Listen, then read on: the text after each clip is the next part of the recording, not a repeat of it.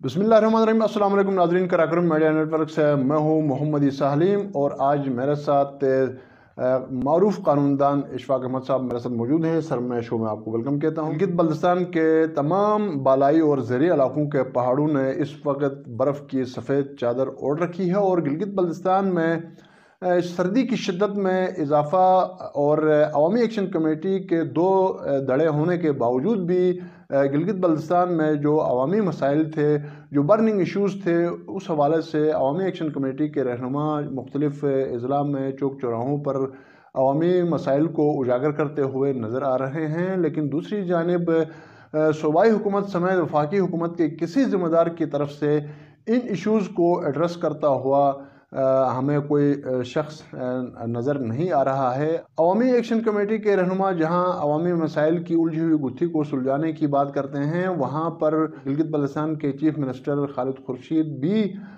बज़ाहिर अवामी action committee के जो रहनुमाओं का जो मौक़िफ़ है उनका साथ देते हुए नज़र आ रहे हैं। लेकिन वफाक की तरफ से मुकम्मल खामोशी है। हम नए साल में दाखिल हो रहे हैं और हमारे मसाइल पहले क्या थे, आज क्या हैं। बहुत शुक्रिया ऐसा अलीम साहब, आपका भी शुक्रिया, कराक्रम मीडिया नेटवर्क का बहुत शुक्रिया। पीटीआई की जो गिलगित बल्तिस्तान की हुकूमत की तरफ से इनिशिएटिव्स उठाए गए थे। गिलगित बल्तिस्तान चीफ कोर्ट के अंदर इन्होंने जजों की मेरिट पे इंडक्शन की तारीख में पहली बार गिलगित बल्तिस्तान चीफ कोर्ट के अंदर 7 के 7 जज उनकी इंडक्शन मुकम्मल की। इन लोगों ने इनको इस पे हमें क्रेडिट देना चाहिए।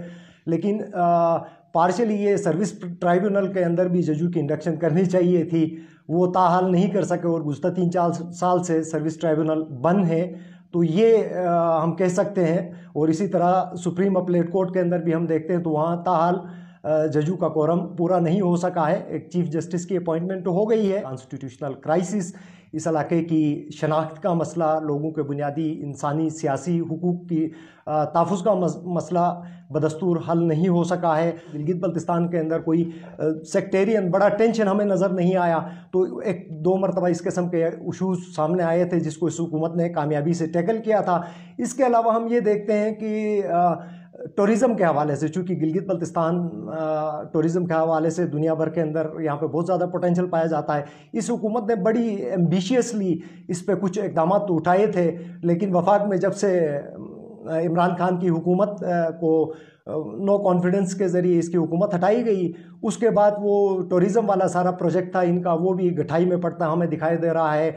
और कॉन्स्टिट्यूशनल रिफॉर्म्स वाला चैप्टर ही क्लोज हो गया है। टैक्सेस के खिलाफ लोग प्रोटेस्ट कर रहे हैं। गिलगित बल्तिस्तान के अंदर बिजली न होने के बराबर है।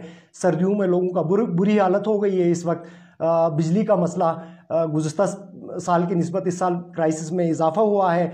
और इसके अलावा हम देखते हैं तो ज़मीनों का जो मसला था, जो गुज़श्ता साल से भी इमरान खान ने सिकरदू में आके एक उन्होंने ऐलान भी किया था, जिसके बाद चीफ मिनिस्टर ने एक नोटिफिकेशन भी निकाला कि ये ज़मीनें नॉन लोकल्स को ज़मीनों की खरीद फरोख्त पे पाबंदी लगाई थी, उसकी भी इम्प्लीमेंटेशन हमें नज़र नहीं आती है। और ये सारे मसाइल जू के तू हमें नज़र आते हैं। बिजनौर से ताल्लुक़ रखने वाले एक मारूफ फ़नकार बदर जमील धमाका जो नंबरदार भी हैं, उनकी एक वीडियो सामने आ गई। तो उन्होंने उस जो खालिसा सरकार ज़मीनों के हवाले से आजकल जो बातें हम सुन रहे हैं और यकीनन बहुत सारी वीडियोस इस हवाले से सामने आ चुकी हैं, तो बदर जमील धमाका ने तो जो धमाका किया उससे तो मतलब जाहिर होता है कि ये ज़मीनें कुछ लोग हथियाना चाहते हैं, सारे अवाम इसमें शामिल नहीं है। तो इस पर थोड़ी सी आप रोशनी डालें। ऐसा अली साहब, ये बहुत इंपॉर्टेंट इशू है गिलगित बल्तिस्तान का। मेरा नुक्ता नज़र ये है कि ये जो मसला है ये किसी फ़र्द वाहिद का नहीं है, ये गिलगित बल्तिस्तान का बर्निंग सबसे बड़ा इशू है। हफीज़ुर रहमान का मैं गुज़श्ता दिनों देख रहा था, कहीं इंटरव्यू देते हुए उसने कहा कि आगे जाके इन ज़मीनों के इशू पे कत्ल आम होगा गिलगित में। उन्होंने ये कहा था। मैं तो ये कहता हूँ कत्ल आम नहीं होगा, बल्कि ये सरकार के खिलाफ रिवोल्ट होगा आगे जाके, अगर ये मसला एड्रेस, इसको अगर मसला हल नहीं किया गया तो। और इसके ऊपर कानून साजी करना हुकूमत के नुमाइंदों की जिम्मेदारी है कि ये कानून साजी करे। अगर लैंड माफिया मौजूद है तो उनको अरेस्ट करें, उनके खिलाफ इंक्वायरी करें। और वो इंतज़ामिया के एडमिनिस्ट्रेशन के अफराद जो इस काम के अंदर मुलविस है, उनको अगर कोई सपोर्ट कर रहा है तो उनके खिलाफ भी कार्रवाई होनी चाहिए। धमाके की वीडियो के मुताबिक तो गरीबों को उन्होंने नज़रअंदाज किया है, लेकिन चंद अमीर बासर लोग जो है वो सारी ज़मीनें हथियाने में कामयाब हो गए हैं। अगर ये इल्ज़ाम दुरुस्त है तो इस पर कार्रवाई होनी चाहिए। हुकूमत के किसी जिम्मेदार की बजाय एक ब्यूरोक्रेट चीफ सेक्रेटरी जो है सरकारी तालीमी इदारों की प्रोग्रेस को बेहतर बनाने की एक कोशिश सी کر رہے ہیں، اپریشیٹ ضرور کرنا چاہیے، لیکن اس حوالے سے بھی آج کل سکنڈل سامنے آ رہے ہیں. کچھ لوگوں نے خرد برد کرنے کی کوشش کی اور اس کو ہتھیانے کی کوشش کی، رقوم ہڑپ کرنے کی کوشش کی. تو آپ کیا سمجھتے ہیں کہ حافظ الرحمن صاحب اور جو خالد خورشید صاحب، ان دونوں کی جو سکسیس سٹوریز ہیں وہ کیا ہیں اور کہاں کہاں یہ بری طریقے سے ناکام ہوتے ہوئے نظر آئے ہیں؟ بہت شکریہ، آپ کا بہت اہم سوال ہے یہ. جہاں تک آپ مجھ سے پوچھ رہے ہیں کہ دونوں حکومتوں کی جو کارکردگی کی کمپیریزن کے حوالے سے، اگر حفیظ صاحب کا ہم دور دیکھتے ہیں تو اس کے اندر ہم نے یہ دیکھا کہ ڈیولپمنٹ کے کافی کام ہو گئے تھے. سب سے بڑا کانسٹیٹیوشنل کرائسس گلگت بلتستان کا تھا، یہ حفیظ صاحب ریزولو کرنے میں ناکام ہو گئے. اس سرتاج عزیز کمیٹی کے اندر بھی آپ اس کو پڑھتے ہیں تو واضح طور پر اس میں صاف ستھرا لکھا ہوا تھا کہ آرٹیکل 258 کے تحت صدارتی حکم نامہ نافذ کرنے کا اس کے اندر یہ ریکمنڈیشن دی گئی تھی. جو جس عبوری صوبے کی بات کی تھی، نہیں کریں گے، نمبر 1 خلاصہ نہیں کریں. تو نمبر 2 ان کے دور کے اندر ہم دیکھتے ہیں تو سم ہاؤ ڈیولپمنٹ کا کام ہوا تھا، لیکن فنڈامنٹل ایشوز ریزولو کرنے میں ناکام ہو گئے تھے. کانسٹیٹیوشنل مسئلہ حل کرنے میں ناکام ہو گئے، بجلی کا مسئلہ انہوں نے حل کرنے میں وہ ناکام ہو گئے تھے. اس کے علاوہ ججوں کی انڈکشن کرنے میں وہ ناکام ہو گئے تھے. اس کے علاوہ اگر ہم دیکھتے ہیں تو زمینوں کا مسئلہ ریزولو کرنے میں ناکام ہو گئے تھے. اب ہم اس حکومت کا یہ جو خالد خورشید، اگر اس کا یہ پرفارمنس ہم دیکھتے ہیں تو اگرچہ یہ خان صاحب کی جب وفاق میں حکومت تھی تو اس دور کے اندر ہم دیکھتے ہیں تو یہ بہت زیادہ انتھوزیاسٹک تھے. یہ انہوں نے بھی کوشش کیا، کانسٹیٹیوشن مسئلے کو حل کرنے کی کوشش کیا تھا، لیکن گلگت میں آ کے اس عبوری جو بھی ان کا جو نظام لانا چاہتے تھے اس کا اعلان کرنے کے باوجود یہ نہیں کر سکے. ان کی یہ ناکامی ہم کہہ سکتے ہیں. البتہ ٹورزم پہ تھوڑا بہت کام کیا تھا، وہ خان کی حکومت جانے کے بعد وہ پروجیکٹ بھی ختم ہو گیا. اگر کمپیریٹیولی آپ ان دونوں کی اگر آپ کمپیریزن کرنے کا کہتے ہیں تو اس کا میں کریکٹس یہ بتاؤں گا کہ کمپیریٹیولی چھوٹے ایشوز ایڈریس کرنے میں دونوں کامیاب ہو گئے تھے، لیکن کور ایشوز تھے وہ اسی طرح ہی موجود ہیں، ان کو ریزولو کرنے میں دونوں حکومتیں ناکام ہو گئی ہیں. انوائرمنٹ کو بہتر بنانے کے لیے ایک مذہبی جو بین المسالک ہم آہنگی کے حوالے سے تو ان کے دور میں بڑا اچھا وقت گزرا. اب جو ماحول کو بہتر بنانے کے حوالے سے، پلاسٹک کو اس علاقے سے بے دخل کرنے کے حوالے سے، علاقہ بدر کرنے کے حوالے سے، اس کا داخلہ یہاں بند کرنے کے حوالے سے موجودہ حکومت کا ایک اچھا اقدام نظر آ رہا ہے. اب اس میں کیا کمنٹ کریں؟ پلاسٹک فری کرنے کے لیے انہوں نے ایک بہت اچھا انیشیٹو لیا ہے. گورنمنٹ کو چاہیے کہ لوگوں کے اندر سوک اویئرنیس پیدا کرنے کی ضرورت ہے. جب تک لوگ خود سے ایک نیٹ، کلین اور ایسا انوائرمنٹ وہ جو ماحول دوست ہو، اس کے لیے پبلک کے اندر جب تک سوک سینس نہیں آئے گا تب تک کوئی بھی آپ اگر پروجیکٹ لاتے ہیں تو اس کی سکسیس ریشو کم ہوتا ہے. بہرحال ان کو کریڈٹ دینا چاہیے، انہوں نے اچھی کوشش کیا ہے، لیکن میں یہ سمجھتا ہوں کہ اس سے یہ سب سے جو انوائرمنٹ کو اگر آپ نے نیٹ کلین رکھنا ہے تو اس سے زیادہ جو مسئلہ ہے وہ یہ ہے کہ پولوشن کو کس طرح کنٹرول کیا جائے. بنیادی چیز یہ ہے کہ گلگت بلتستان میں زیادہ سے زیادہ درخت لگانے کی ضرورت ہے، چونکہ انوائرمنٹ کے لیے ہمارا پولر ریجن سے باہر گلگت بلتستان میں سب سے زیادہ دنیا کے اندر گلیشیئرز یہاں پائے جاتے ہیں، اور پاکستان کی زراعت کا بڑی حد تک ان کی ڈیپینڈنس ان گلگت بلتستان کے پہاڑوں سے جو پانی نکلتا ہے اس کے اوپر ان کی زراعت کا دار و مدار ہے. تو ان کو چاہیے گلگت بلتستان کے اندر درختوں کی جو کٹائی ہے اس پہ پابندی لگا دے. اگر آپ دیاور ریجن کے اندر جاتے ہیں تو لکڑی دیکھ کے آدمی حیران رہ جاتا ہے کہ اتنی لکڑی کاٹ کے لا کے وہاں پہ یہ گزشتہ کئی سالوں سے لا کے رکھی گئی ہے. تو اگر آپ پہلے سے درخت نہیں لگا رہے ہیں، جو چھوٹے بہت اگر آپ کے درخت ہیں ان کو بھی اگر کاٹنا آپ شروع کریں گے تو بہت ہی ایک بھیانک صورتحال پیدا ہوگی. اور گلگت بلتستان آپ نے دیکھا گزشتہ دنوں پہ سیلاب نے کس طرح گلگت بلتستان کو تباہ کیا. بوبر ویلی کے اندر 70-80 گھرانے وہاں پہ سیلاب پہ تباہ ہو گئے جن کی بحالی تاحال ہونی باقی ہے. اسی طرح اس کے اندر ہم نے دیکھا، نگر کے اندر دیکھا، بلتستان کے اندر دیکھا،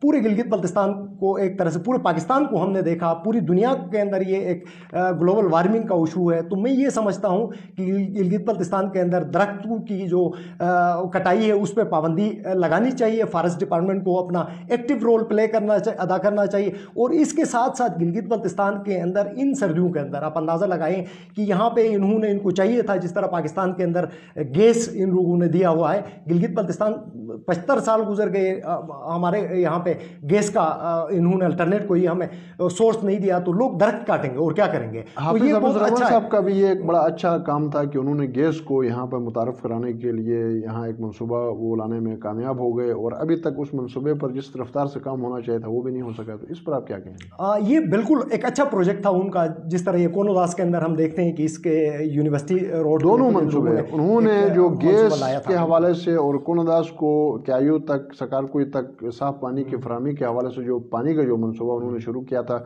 वो भी अभी तक लोगों को पानी नहीं पहुंच रहा है। तो दोनों मंसूबे जो है ना उस पर काम की रफ्तार बहुत ज़्यादा स्लो है। सलीम साहब, बात ये है ना कि इनकी प्रायोरिटीज़ नहीं है और कुछ नहीं कर सकते, तो कम से कम बिजली ही पैदा करे गिलगित बल्तिस्तान के अंदर। तो ये हफीज़ुर रहमान की हुकूमत भी नाकाम हो गई।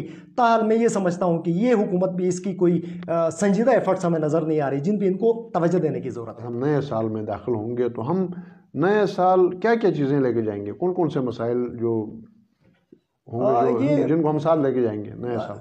पूरी गिलगित बल्तिस्तान की आवाम को हम आपके प्लेटफॉर्म से नए साल की मुबारकबादी देते हैं और हमारी इनके लिए दुआ है कि इनकी ज़िंदगी अल्लाह इनको खुशियाँ नसीब करे। और गिलगित बल्तिस्तान के अंदर ये सेक्टेरियन हारमोनी को, ख़ासकर यूथ को मैं ये पैगाम देना चाहता हूँ कि ये फ़िरका वारियत के ख़ात्मे के लिए काम करें। गिलगित बल्तिस्तान के तमाम तर जितने भी लोग हैं इनको एस ए नेशन मिल के पॉजिटिव कंस्ट्रक्टिव एक उसके लिए काम करें, इत्तेहाद के लिए, इत्तेफाक के लिए, और संजीदा मसाइल को एड्रेस करें, सीरियसली एड्रेस करने की ज़रूरत है।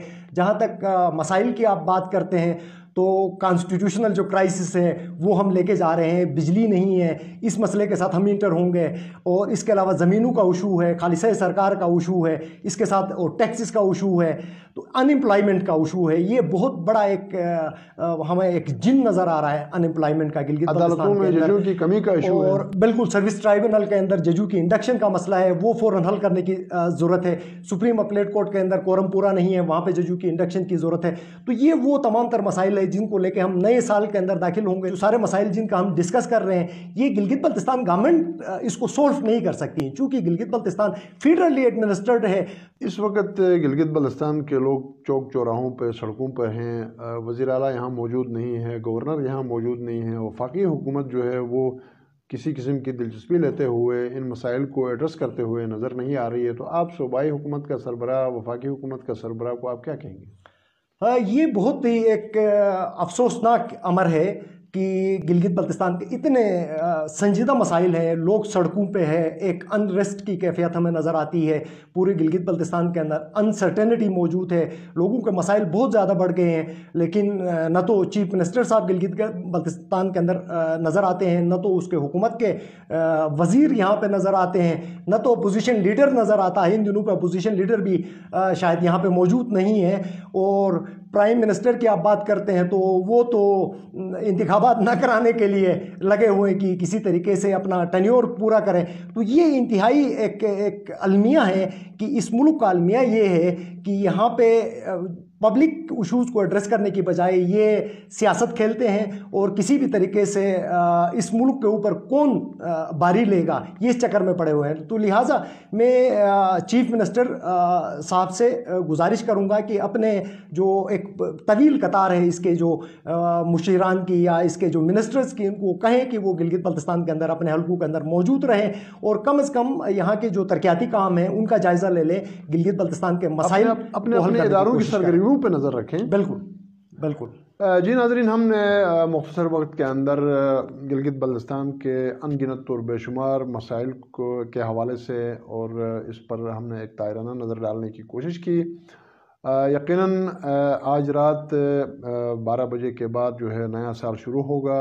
अल्लाह करीम नए साल को गिलगित बल्तिस्तान, पाकिस्तान और पूरी दुनिया के लिए बाइस खैर बरकत का सबब बनाएं। एडवोकेट साहब ने बड़ी खूबसूरत बात की। गिलगित बल्तिस्तान के अंदर बैनुल मसालिक हम आहंगी के हवाले से एक खूबसूरत अमली मुजाहरा हमें देखने को मिला है, और अल्लाह करे कि ये माहौल इसी तरह रहे। इस हवाले से मैं ये कहूँगा कि यकीनन हम पाक नबी की उम्मत हैं, पाक नबी से प्यार करें, इस दुनिया में नफ़रत की हम ऊंची मत देवार करें, और शिया सुन्नी इस्माइली सारे भाई भाई हैं। अपनी ज़बान को साफ़ रखें, हम वहदत का इजहार करें और तामीरी जज्बात उभारें। वक्त गुज़रता जाता है, نئے سال کا یہ ہے تقاضا، خود کو مت بیکار کریں۔ تو ناظرین، اسی گفتگو کے ساتھ ہم آپ سے اجازت چاہیں گے۔ اللہ حافظ۔